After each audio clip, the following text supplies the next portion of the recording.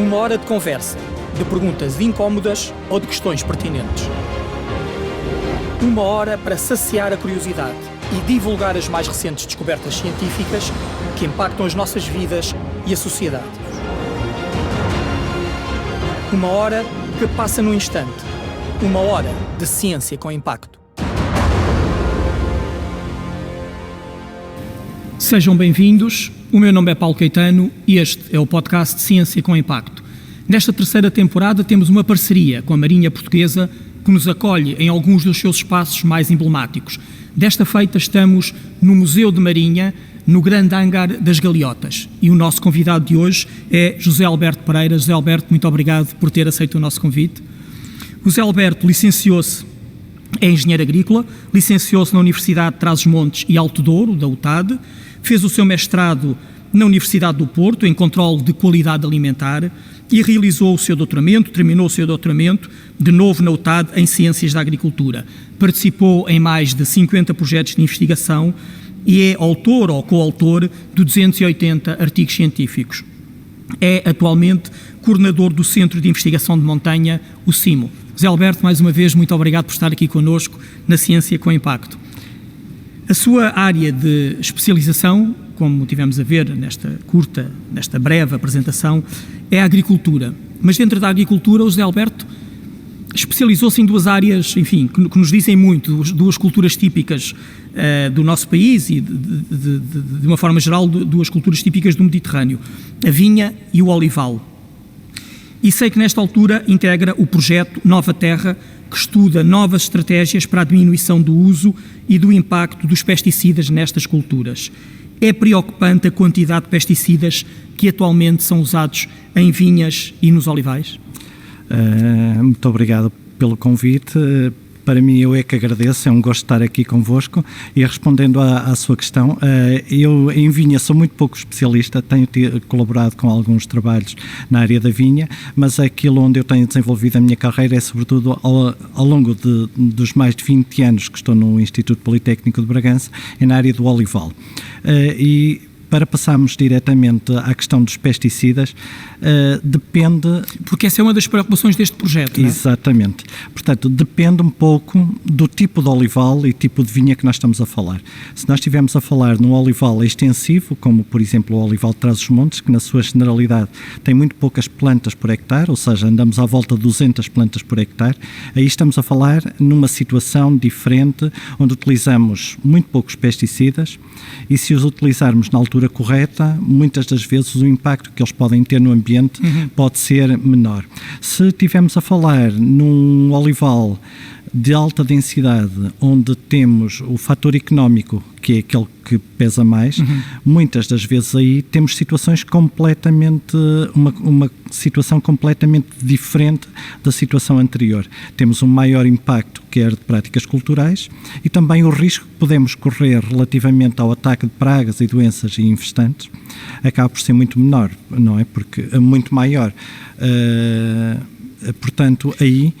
Nesse tipo de olival, ou quando se usa, nesses olivais mais intensivos, quando se usa muito, quando se recorre muito aos pesticidas, que impactos é que a utilização abusiva dos pesticidas pode trazer para o ecossistema, para o próprio olival e depois, em última análise, para a saúde humana?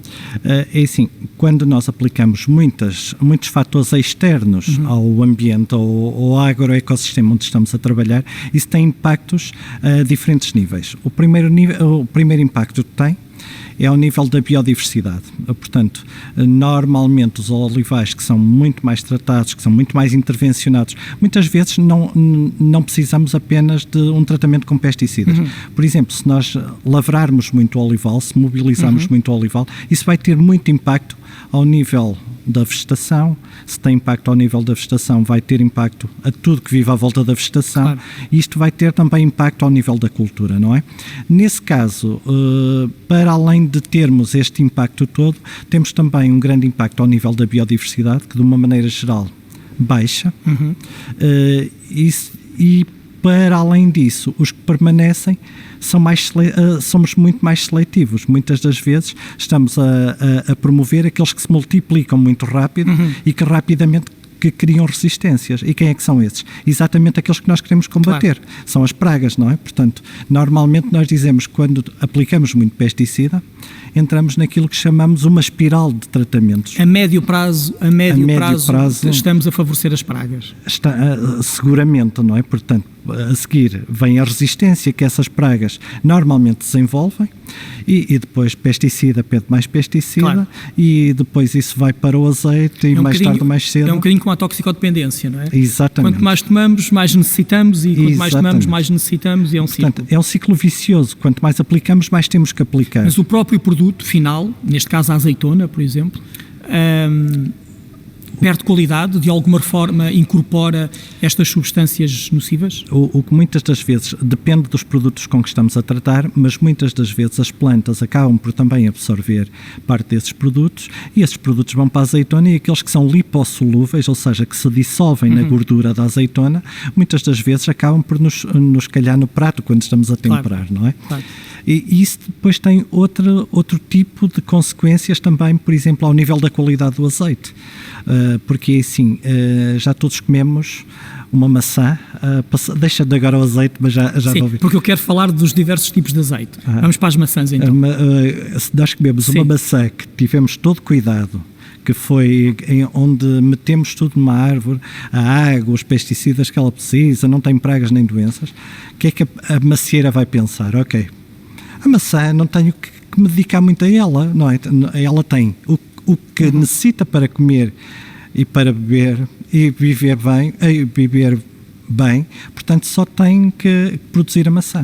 Se por outro lado tivermos uma maçã ao lado, uma macieira ao lado, onde lhe aplicamos menos água, menos fertilizantes, o que é que ela pensa? Se as macieiras pensarem, eu sou daqueles que acredito que as plantas muitas das vezes pensam.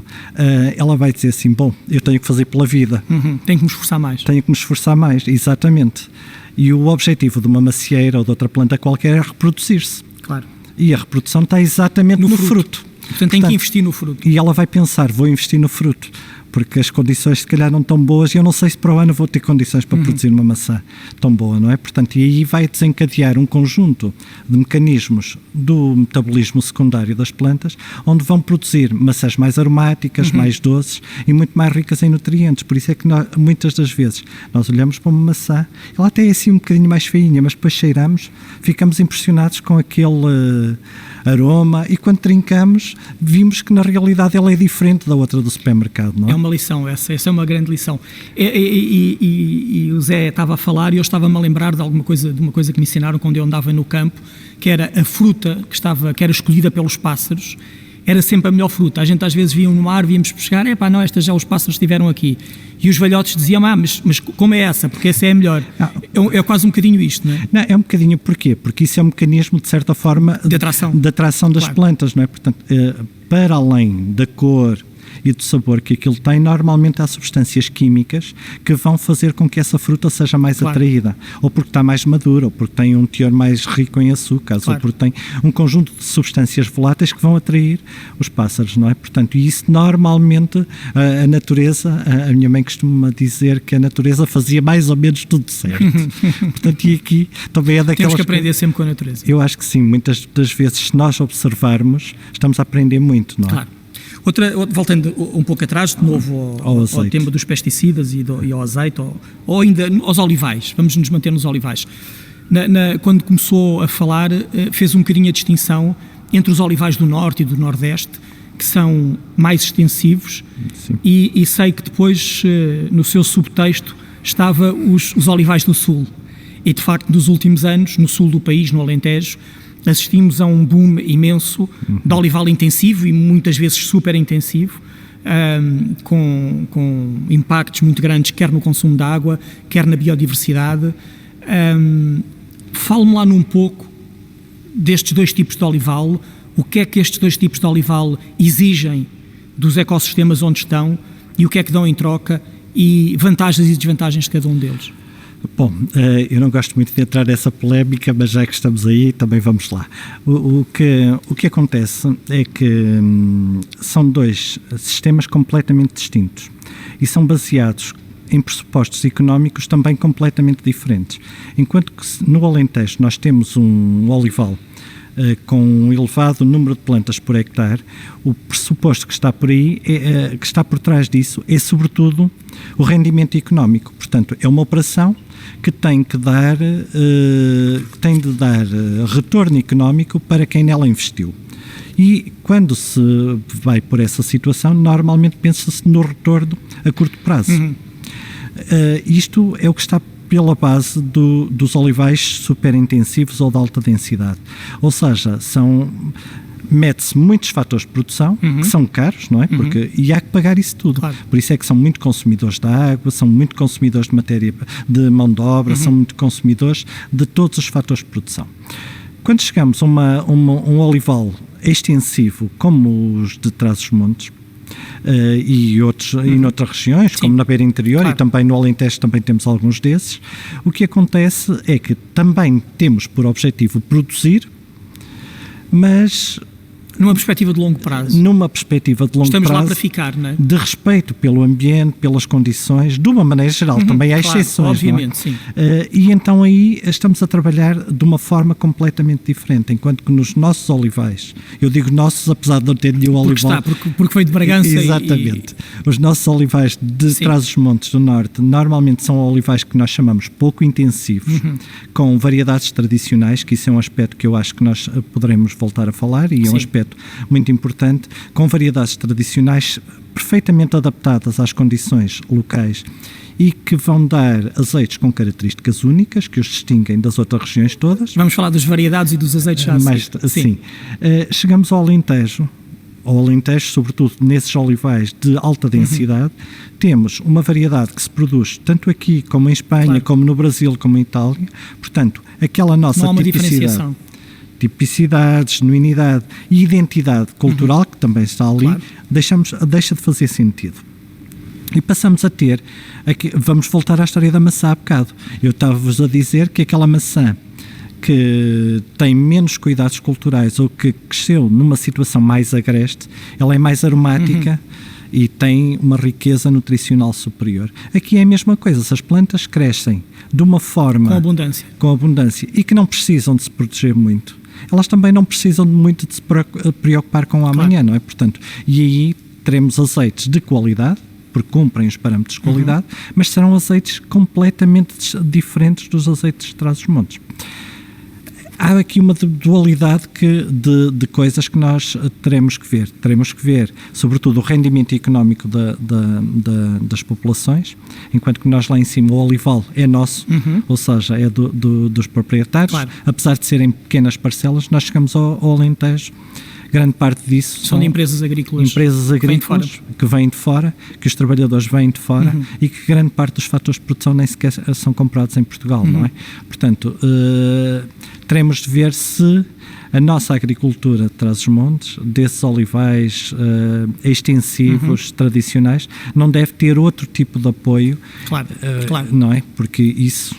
porque é diferenciadora e traz mais valias, não é? E está, de certa forma, somos nós que estamos a manter o ambiente, a paisagem... Exatamente, essa era a outra questão que eu queria colocar, é porque esse tipo de olival mais extensivo é muito mais biodiverso, e é muito menos consumidor de matérias-primas como água e como outras, e eventualmente até estão menos sujeitos a pragas, não é? Ou seja, quando a praga entra é mais fácil de controlar do que quando a praga entra num olival intensivo. Não, o que acontece é que quando entra num olival intensivo é a mesma coisa que nós termos um vírus, já que está agora muito na moda, e entrar no estádio de futebol onde temos 60 mil pessoas, claro, não é? Portanto, a possibilidade de contágio é enorme.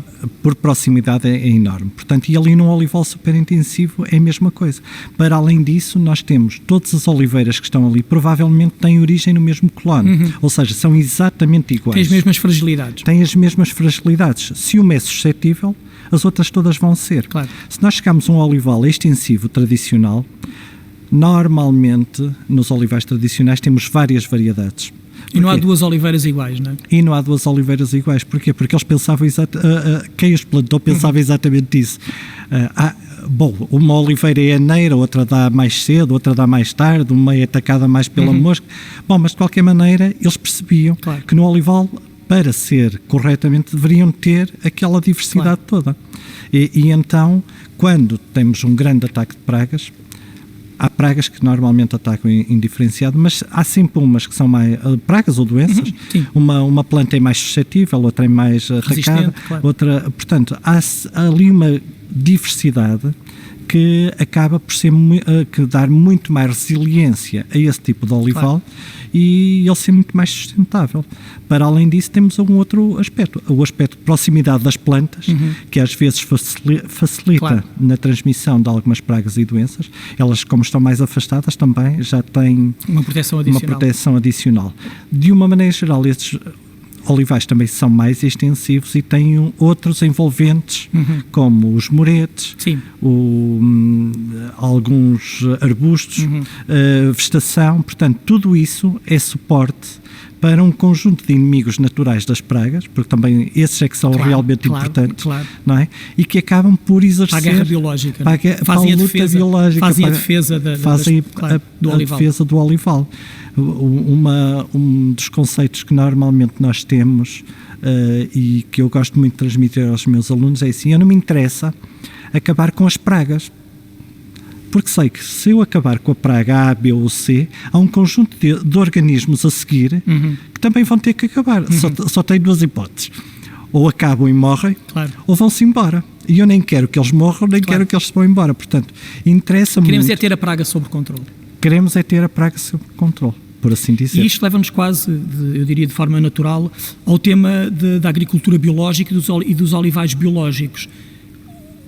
O que é o olival biológico e de que forma é que ele pode ser implementado no terreno? Sim, o olival biológico, eu prefiro falar em olivicultura sustentável que biológica. E eu explico porquê. É porque quando nós vamos para o olival biológico, na cabeça de um conjunto de pessoas está aquele olival onde não se faz nada. Ou, na cabeça de outros, está, temos um olival que vamos dizer que ele é biológico, praticamente não fazemos nada mas para ir receber as ajudas à perda de produção ou ao modo de produção. E eu acho que nem uma coisa nem outra são boas para o olival. O que eu acho é que nós devemos ter um sistema sustentável, e quando eu digo sustentável, respeito primeiro pelas pessoas que lá vivem, que vivem daquela atividade. Temos que nos lembrar que essas pessoas têm de viver e têm de produzir. Depois, com respeito pelo ambiente, pela nutrição da cultura e por toda a cultura e por aquilo que vamos deixar para os nossos filhos. É que normalmente quando nós estamos num olival, e os transmontantes têm muito este pensamento, é quase como nos sobreiros, não é?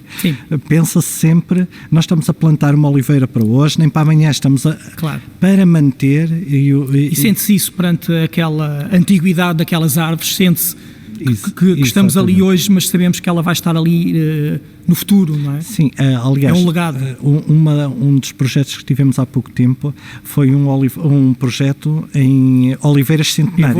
Eu vou falar disso. Exatamente por causa disso, não é? Portanto, porque nós achamos que cada planta tem uma história para contar. E como é que se faz essa exploração, voltando então um pouquinho atrás, como é que se faz então essa exploração sustentável do olival? Bom, essa exploração sustentável do olival, na nossa perspectiva, é assim: nós temos que olhar para o olival não apenas como produtor de azeitona. Portanto, a azeitona é um dos produtos do olival. Mas nós temos de aproveitar o olival, por exemplo, ao nível de outros produtos que ele possa gerar. As folhas de oliveira. Nós quando fazemos a poda, nós cortamos imensa lenha de poda que tem folhas de oliveira saudáveis, não é? E se não tiverem sido tratadas com pesticidas, essas folhas de oliveira podem ser aproveitadas. Você, se for aí a um supermercado qualquer e comprar 100 gramas de folha de oliveira, vai ver à volta de 3 euros. Portanto, eu acho que num olival nós podemos aproveitar isso tudo, e sobretudo no olival da região de Trás-os-Montes tem de ser visto o olival sempre de uma forma integrada. Bom, isto por um lado. Por outro lado, também em olivicultura sustentável nós queremos que as plantas produzam, e para produzirem também temos que lhe meter alguns fatores de produção, não é?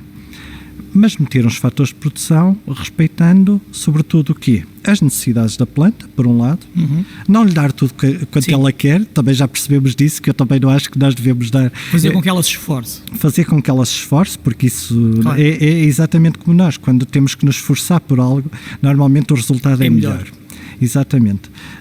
Não lhe dar tudo, mas dar-lhe alguma coisa, não é? Portanto, dar-lhe aquilo que ela necessita para viver e depois procurar sempre as soluções ambientalmente mais corretas para o problema que nós estamos a enfrentar. E isso estamos a pensar, por exemplo, no caso das infestantes, ter muito cuidado com a aplicação dos herbicidas, porque há muitas outras soluções que nós deveríamos recorrer. Todos nós nos lembramos da discussão relativamente ao glifosato, mas há muitas outras coisas, não é? Depois, contra as pragas, nós já falamos há bocado, o bichinho come o bichinho, não é? Portanto, fomentar sempre a luta biológica. E há soluções que às vezes são relativamente baratas e fáceis de implementar, e no caso das doenças nós temos que nos lembrar que as plantas também são como nós podemos fomentar a resistência das plantas, quer a pragas, quer a doenças, não é? Okay. Portanto, e há aí um conjunto de conhecimento que nós podemos aplicar e que isso faz com que a olivicultura seja mais sustentável. Por outro lado, um dos nossos objetivos é produzir azeitona e azeitona de qualidade. Não nos adianta nada fazermos tudo direitinho se depois estivermos à espera do Natal, como se era tradição em Trás-os-Montes, para colhermos a azeitona. Temos que a colher no momento certo e elaborá-la da forma correta no lagar. E assim... Então, antes de irmos ao lagar, vamos às azeitonas. Quais é que são as variedades típicas, tradicionais, portuguesas, das azeitonas? Que azeitonas é que nós temos? E o que é que diferencia cada uma delas? Bom, quando nós falamos de azeitonas ou de variedades de oliveira, que é disso que estamos a falar, há essencialmente 3 tipos de variedades. Aquelas que são destinadas para azeite, as que são destinadas para azeitona de mesa e aquelas que são consideradas de dupla aptidão. O que é que isto significa? Tanto dão para azeite como dão para azeitona de mesa. Quando uma variedade é destinada a azeite, o que nós queremos é que dê muito azeite e que ele seja de muito boa qualidade. Claro. Quando ela é destinada para a azeitona de mesa, eu já não me interessa que ela dê muito azeite. Porquê? Porque interessa-me é que ela tenha muita polpa, um caroço pequenino, que a polpa seja rija e que tenha menos gordura, porque depois a gordura acaba por... Bom, apesar de ser uma gordura muito boa, não é bom nós ingerirmos não é bom em excesso, não é? Quando é dupla porque ainda por cima é um vício, não é? Exatamente. Quando começamos a comê-las, elas são boas, é um vício. Exatamente, se elas são boas, não é? E nós temos variedades muito boas, depois aquilo acaba por ser viciante e uma pé de outra, não é? Quando nós estamos, por exemplo, com variedades de dupla aptidão, em determinadas condições, podem ser extraídas para azeite ou podem ser preparadas para azeitona de mesa. Relativamente às do azeite, nós temos algumas variedades que são de distribuição nacional, mas eu gosto de falar sobretudo nas transmontanas. Nós temos a cobrançosa, que é considerada de azeite, mas agora ultimamente faz-se de dupla aptidão e faz umas azeitonas belíssimas. A madural, a verdeal transmontana, a santolhana, por exemplo. Depois temos a galega, que é de dupla aptidão e é aquela que todos nós conhecemos, não é? E que tem uma projeção uma nacional. Distribuição muito grande, nacional. E depois, por exemplo, ao nível da azeitona de mesa, temos a negrinha de fresco, também é uma variedade fantástica. Portanto, todas elas têm características diferentes. E muitas das vezes o nome diz praticamente tudo da variedade. Por exemplo, vamos à madural. Porquê é que ela se chama madural? Porque a sua maturação faz com que ela possa ser colhida mais cedo. Madural relativamente às outras. Isso depois tem implicações também ao nível da composição, que já vamos. Verdeal. É daquela... Fica sempre verde, portanto, em princípio aguenta-se verde até mais tarde. Cobrançosa. Porquê? Porque não faço ideia. Veio de quebrançosa, ou seja, tínhamos uma árvore muito carregada. O inverno em Trás-os-Montes era rigoroso, ainda é, não é? Portanto, começava a vir aquela umidade e com o gelo ela ficava mais quebrada, mais pesada ainda e então quebrava. E então era quebrançosa que passou a ser cobrançosa. Portanto, tudo isto acaba por ter uma história por trás, não é? E agora, se falarmos em termos de qualidade, aquelas que normalmente são colhidas mais cedo, o que é que nós pensamos também? O que é que a planta pensa? Bom, se eu estou em condições de ser colhida mais cedo, não necessito de meter tantos fatores de proteção. Porque o frio ajuda exatamente a desenvolver esses fatores de proteção. Portanto, são azeites que normalmente mais doces, mais suaves, onde não têm tanto amargo nem tanto picante. Porquê? Porque o amargo e o picante estão muito associados aos compostos fenólicos. E, portanto, tem maturações mais tardias. A maturações mais tardias, ou azeitonas colhidas mais verdes, não é? Claro. Portanto, e que são antioxidantes e que a planta os mete ali exatamente para protegerem a gordura. Não é? Portanto, se é, por exemplo, verdeal, é exatamente ao contrário. A composição em ácidos gordos já é outra, já é muito mais rica em ácido oleico, tem mais alguns antioxidantes para permitir ser verde até mais tarde. Claro. Por exemplo, em Trás-os-Montes era muito usual as pessoas da Baixa, ou seja, daqueles vales de Mirandela, colhiam a azeitona e dizia-se sempre que as oliveiras eram aneiras. O que é que isto significa? Este ano produz, para o ano pode não produzir, não é? Portanto, o que é compreensível, se a planta produz muito... Fazem ali um grande esforço naquele ano. Claro, fazem um grande esforço. Não recebem nenhuma compensação por isso. Claro. Nós, nas práticas culturais, ainda acentuamos essa alternância. É normal que ela precise do ano para descansar. Para descansar. E então, o que é que se fazia? Comiam, no ano, o azeite da madural e guardavam para o ano seguinte o azeite da verdeal. Exatamente porque o da madural era muito mais doce, menos amargo e menos picante e rança mais rápido. Claro. O da verdeal tem mais antioxidantes, tem mais antioxidantes, aguenta-se muito mais tempo. Portanto, outra das características também era quando vendiam ao pessoal das zonas mais altas, também vendiam o da madural. Exatamente porquê? Porque já sabiam que o outro se conservava mais, não é? Claro. Portanto, isto depois... E depois como é que estes azeites, e vamos agora passando das oliveiras e das azeitonas para o produto final, para o azeite, como é que estes azeites, do ponto de vista organolético, digamos assim, se caracterizam e se especializam? Ou seja, um bocadinho como aos vinhos, não é? Temos vinhos que são para determinados tipos de carne, vinhos para determinados tipos de peixe. O azeite começa a também ter essa especialização, não é? Sim, aí no azeite ainda estamos muito condicionados pelo gosto das pessoas. Por exemplo, quando nós durante muitos anos participamos juntamente com as associações de produtores de Mirandela, sobretudo de Mirandela, com a Câmara de Mirandela e outros agentes locais, fazíamos cursos de provas de azeite, onde era normalmente um fim de semana, e às vezes fazíamos aquilo que nós chamávamos menus azeitados.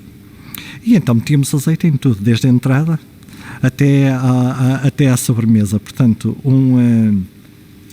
entrada, por exemplo, uma laranja cortada com azeite, ou que pode servir de entrada ou de sobremesa, ou depois um gelado com um azeite qualquer, não é? E aí depende muito do gosto. Porquê? Porque há pessoas que só gostam de azeites maduros. E então, quando tem um bocadinho de azeite a mais, já o sentem. E há outros que gostam de azeite e gostam exatamente de sentir o frutado e o verde. Por exemplo, quando nós vamos harmonizar os azeites com a comida, temos sempre esta dualidade de critérios. Não é tão rigoroso como linear, no vinho, nem tão linear como no vinho, não é? Claro. Nós chegamos a fazer isto com muita gente e chegamos à conclusão que não há ainda até agora, de uma maneira geral, as pessoas pensam, se um azeite é doce, é melhor para sobremesa. Às vezes não, porque é preciso cortar o doce. Exatamente, parece, por um lado parece óbvio, mas por outro lado parece um contrassenso. Claro. Não é? Se um azeite às vezes é muito amargo, muito picante, se nós vamos utilizá-lo numa sobremesa, aquilo vai cortar um pouco. Portanto, há esta dualidade de critérios. Agora, há coisas que um peixe pede sempre um azeite frutado. Eu pelo menos gosto. Uma carne normalmente já pode ir mais com azeite maduro.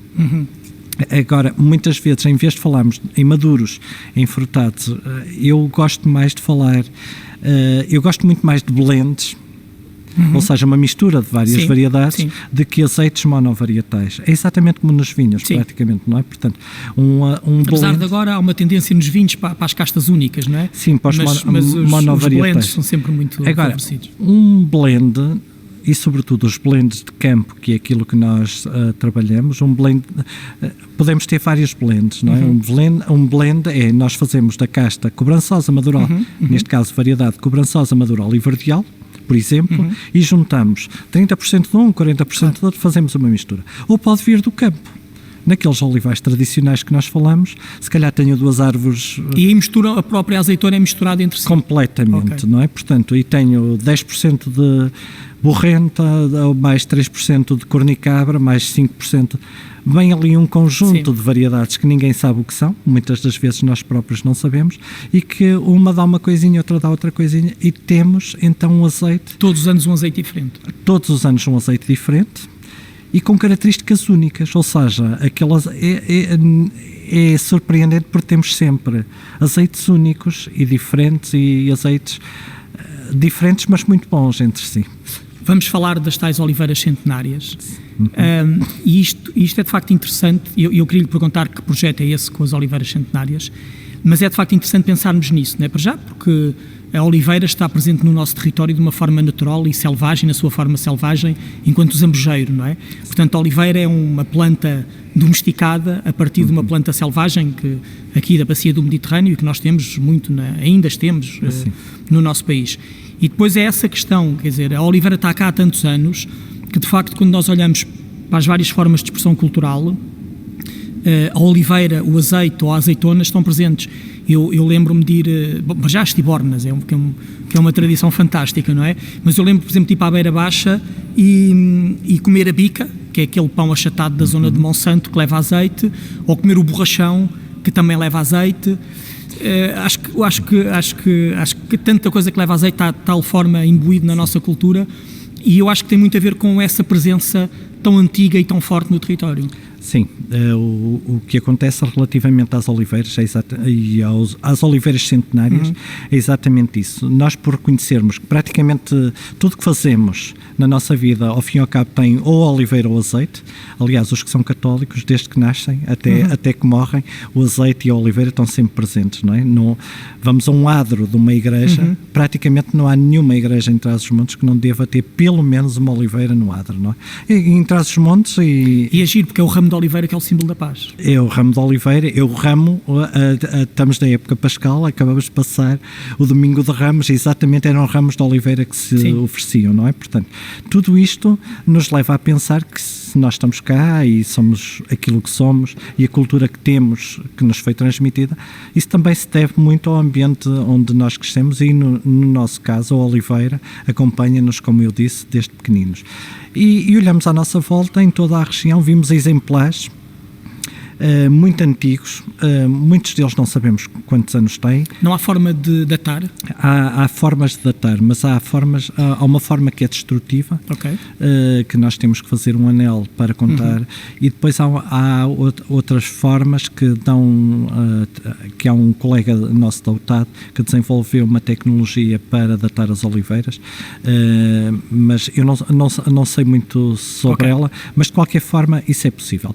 Agora, nós temos alguns agricultores com que trabalhamos que eles têm os registros de quando o tetravô ou o ano passado plantou, não é? Portanto, sabemos exatamente que algumas das oliveiras com que trabalhamos têm 300 ou 300 ou 400 anos. E isso levou-nos inicialmente a fazer um projeto que foi coordenado por uma colega minha, onde fizemos em várias regiões de Trás-os-Montes o levantamento das oliveiras que havia.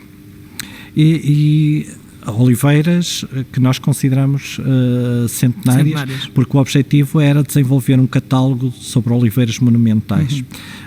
E esse levantamento está feito, e de cada oliveira fizemos a caracterização genética, morfológica do fruto, da folha e do azeite. Portanto, nós neste momento, para um conjunto de oliveiras, que acho que eram 120, temos aquilo que nós podemos chamar o bilhete de identidade da planta.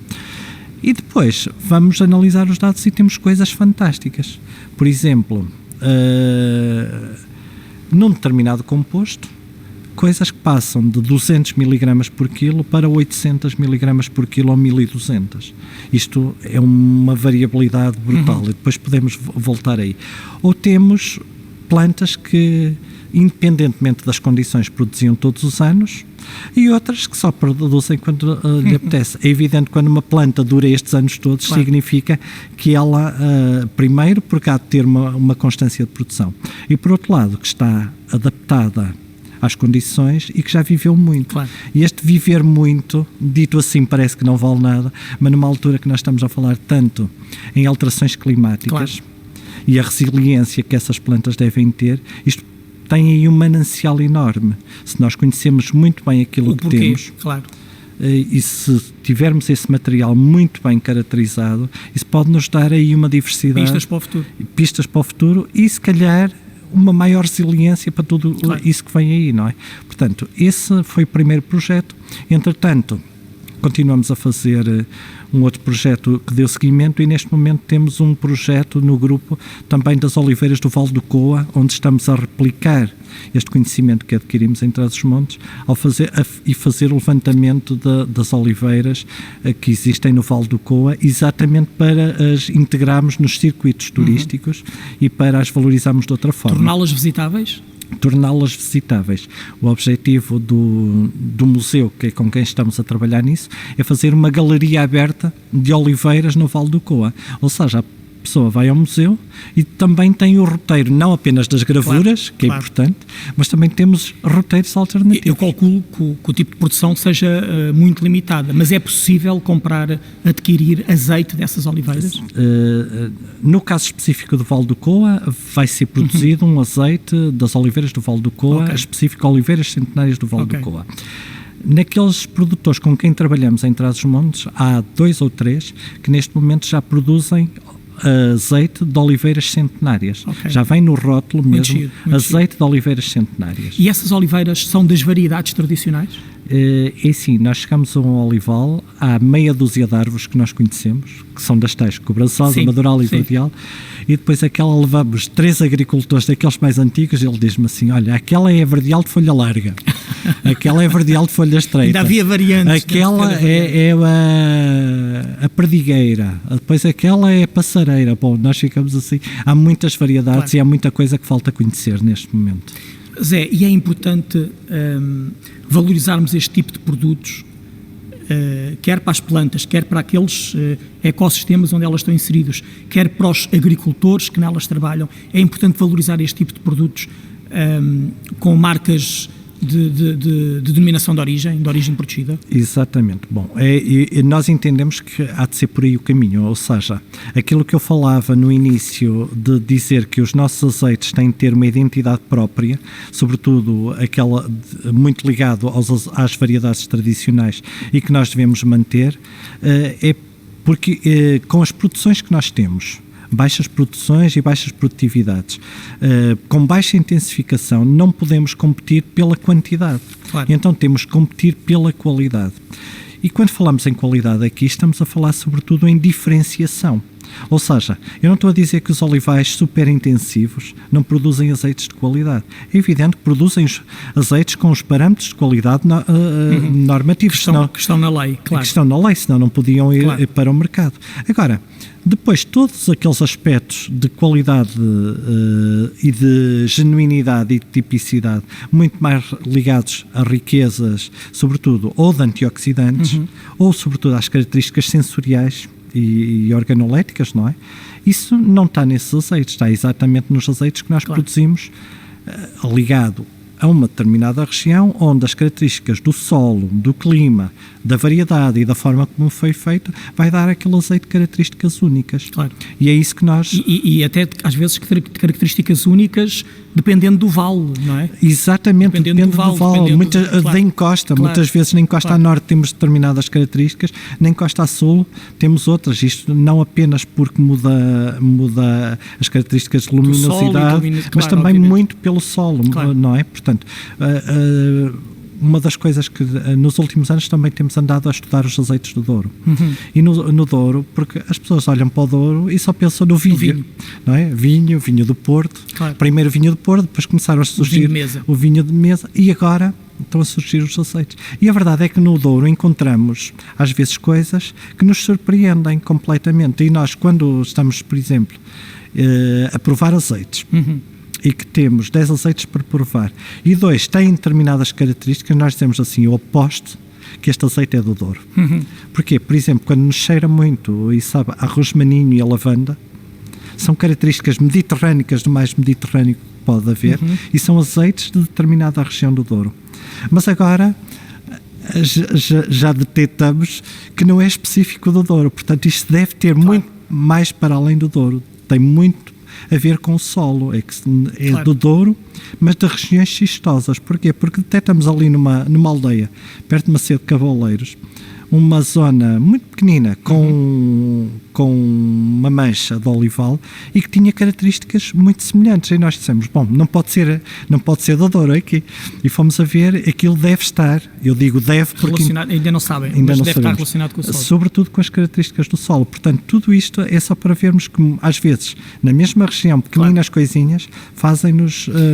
Mas eu quando falava desta garantia de qualidade, desta denominação de origem protegida, e até mais longe, não sei se isto faz sentido, que é um bocadinho como quando comemos atum e temos o selo de Dolphin Free, ou seja, de alguma forma certificar este tipo de produção extensiva como amiga do ambiente, porque de facto o impacto que um olival extensivo tem no ecossistema e o impacto que um olival intensivo tem no ecossistema são completamente diferentes, e acho que o consumidor devia poder também fazer a sua escolha em função do quão amigo do ambiente aquele azeite é, não é? Sim, mas nós ao optarmos por denominações de origem, já estamos a ir um bocadinho nesse caminho. Sim, claro, a denominação de origem é muito importante. Porquê? Porque já estamos a falar apenas modos de produção e variedades tradicionais, porque, por exemplo, uma variedade estrangeira nunca pode ser admitida numa denominação de origem, não é? Claro que sim. E também, se nós formos aplicar uma grande intensividade nas variedades tradicionais, normalmente o resultado não é bom. Sim. Não é? Porque o azeite fica igual às outras, ou de uma forma geral, ou por outro lado as plantas, como até agora foram tratadas de uma forma tão grosseira, se agora formos ter muito cuidado com elas às vezes não respondem exatamente da forma como nós queremos, não é? Portanto, mas concordo consigo, quando nós vamos para este tipo de produção e para valorizar nos mercados internacionais, que é onde quem pode pagar e onde devemos valorizá-lo, temos de levar muito mais associado, sem ser apenas a denominação de origem. Temos de levar o agricultor que as faz, a região, e toda a envolvência e a sustentabilidade, sobretudo ambiental, e todo o modo de vida que está associado a isso. E todo o modo de vida. Aliás, temos alguns produtores agora que começam a trazer os compradores exatamente à área. Fantástico. Uma grande jogada de marketing. Sim, estamos numa época má, mas isso é ótimo para todos, não é? Isso é ótimo para todos. E de alguma forma estas variedades mais tradicionais não estão em risco de desaparecer. Nós vimos muito isto. Isso é o outro problema da agricultura, nomeadamente quando ela se começa a tornar intensiva. Começamos a ver que se vai afunilando o número de variedades, não é? Estou-me a lembrar do caso da banana. Quase todos comemos o mesmo tipo de banana, apesar de existirem dezenas de bananas diferentes. E no vinho também se passou isso. Exatamente. Muito, não é? E nesta região do norte do país, no Coa, no Douro, em Trás-os-Montes, estamos a conseguir de alguma forma preservar as variedades mais típicas e ancestrais? Sim, há um conjunto de variedades que estão perfeitamente caracterizadas e isso vão-se mantendo. Ok. Há aquelas que se conhecem pouco ou ninguém conhece, essas não sabemos. Mas a verdade é que quando nós temos uma oliveira em sistema extensivo, que demorou muitos anos a crescer, as pessoas só arrancam em última necessidade, não é? Claro. E no nosso caso, temos a sorte e o azar. Eu digo a sorte para as oliveiras, temos aquelas encostas e não se está lá mais nada. Sim. E o azar de não termos grandes vales e grandes planícies, sim, exatamente para termos olivais de outra forma, claro, não é? Claro. Mas de qualquer maneira, eu considero que em Trás-os-Montes ainda se está a manter essa diversidade genética. Agora temos é fazer o levantamento dela. Mas isto não quer dizer que muitas das vezes nós não vejamos aí muitas árvores centenárias em muitos viveiros e que foram arrancadas de áreas de Trás-os-Montes, não é? Claro, Portanto, claro. de outra zona. Por vezes acontece, claro. Por vezes acontece. Ou destruir. De onde é que veio essa sua paixão pelo azeite e pelas azeitonas? Olha, foi mais ou menos por acaso. Eu quando acabei a minha licenciatura, eu fui trabalhar para o IPB. E fui dar uma unidade curricular que eu nunca tinha ouvido falar na vida, que foi olivicultura. E começou aí. Portanto, tinha um colega meu que estava a fazer doutoramento em pragas de oliveira. E eu comecei a fazer doutoramento também em pragas de oliveira, numa praga diferente, e foi a partir daí. Depois houve uma altura também que eu, como estava a estudar pragas de oliveira, como estava a fazer mestrado em controle de qualidade, foi necessário alguém agarrar na unidade curricular de aceites. E eu agarrei nela. E tive a sorte de ter alunos muito bons. E depois, quando nós temos alunos muito bons, uns puxam por outros, claro, não é? Portanto, claro, há aquelas unidades curriculares que nós damos ou aquelas disciplinas que nós damos apenas para cumprir, e depois há aquelas onde tem sempre 2 ou 3 que nos vão puxando. E aquelas onde nos vão puxando, nós, quanto mais puxamos, parece mais correspondemos. Claro. E tive essa sorte. Portanto, eu acabei por levar sempre a parte da proteção relacionada com as pragas e levar a oliveira, os azeites, porque tinha alunos, quer numa área, quer noutra, que me estimulavam, e é muito mais interessante e é muito mais desafiante, claro, quando nós temos esse tipo de alunos. Claro, e foi por aí. Foi um mero acaso. José, vamos encerrar aqui a nossa conversa, que já vai longa, e vou-lhe pedir, menos ciência e mais opinião. Não sei se isto é possível, mas sei que será sempre uma opinião baseada na sua experiência e no conhecimento científico que acumulou ao longo destas décadas. Mas que futuro é que o José vê para o mundo rural? Como é que encara o futuro do mundo rural?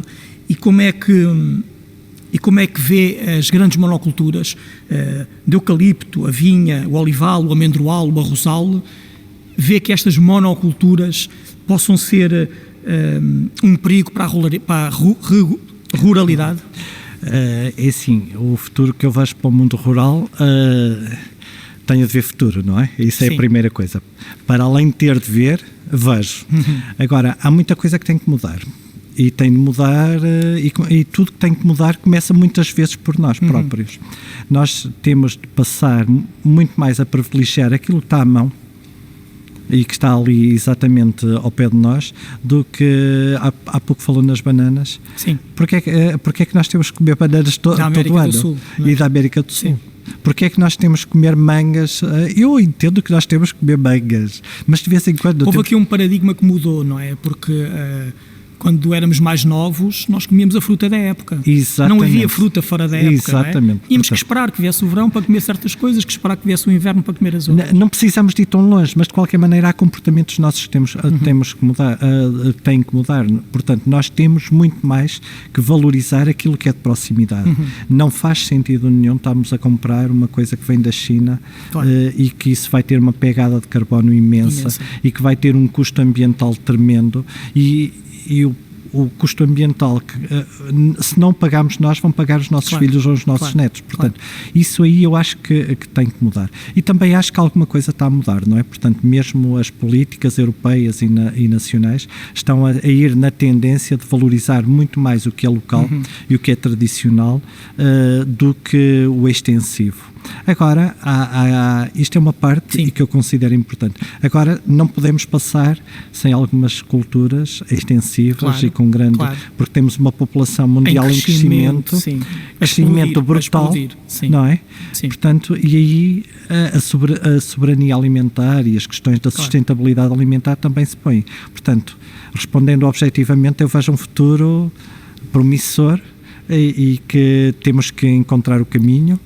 E acha que esse futuro no mundo rural passa por mais associativismo entre os produtores, nomeadamente a norte, onde a propriedade fundiária é muito parcelada? para ganhar algumas economias de escala, não, para defender certos interesses, não deveria de haver mais associativismo? Não sei, se calhar há, eu não conheço tão bem a realidade como o José. O José está lá mergulhado dentro, saberá mais do que eu. O que nós precisamos mais aí é de gente jovem. Agora, também não podemos querer lá a gente jovem por querer a gente jovem. Temos que ter a noção que essa gente jovem que fica lá tem expectativas, tem necessidades e que tem de viver tão condignamente como outra gente da sua idade e da sua geração noutros sítios, não é? E também temos que nos convencer que se calhar não podemos ir ao supermercado e querer um azeite virgem extra de elevada qualidade e pagar 3 euros ou 4 pelo litro, não é? Portanto, nós temos que nos convencer que temos que pagar por esses serviços, temos que pagar pelo serviço ambiental que essas pessoas fazem, temos que pagar por manterem aquela paisagem que nós gostamos de ver, temos pagar por combaterem o incêndio e ainda por cima por nos darem de comer. Portanto, temos que pagar muito mais do que aquilo que nós pagamos, não é? Agora, nós precisamos sobretudo de gente jovem e é isso que nas regiões do interior nós tentamos fazer todos os dias. Mas tenho a certeza que centros de investigação como o CIMO e o Politécnico de Bragança estão a dar um contributo muito importante para isso. Eu acho, na minha opinião, que se não fossem os centros de investigação e os institutos politécnicos em grande parte do interior, se nós assim vimos muitas assimetrias regionais, de certeza absoluta que isto iria seria muito pior, não é? E não tenho dúvida que todos os meus colegas que lá estão contribuem, toda a investigação que eles fazem é muito em prol da região e em prol do desenvolvimento e para manter ali as pessoas, não é? Portanto, esse é um dos nossos desígnios e que tentamos todos os dias fazê-lo. Umas vezes conseguimos melhor, outras vezes nem por isso, mas pelo menos é um dos nossos objetivos. Sr. Alberto, muito obrigado por esta conversa, muito obrigado por ter estado aqui a partilhar essas experiências e essas vivências no meio dos olivais. Ciência com Impacto despede-se. Para a próxima semana regressamos com um novo tema e com outro convidado. Muito obrigado. Ciência com Impacto é um projeto que conta com o apoio da Bondalti, a maior indústria química portuguesa.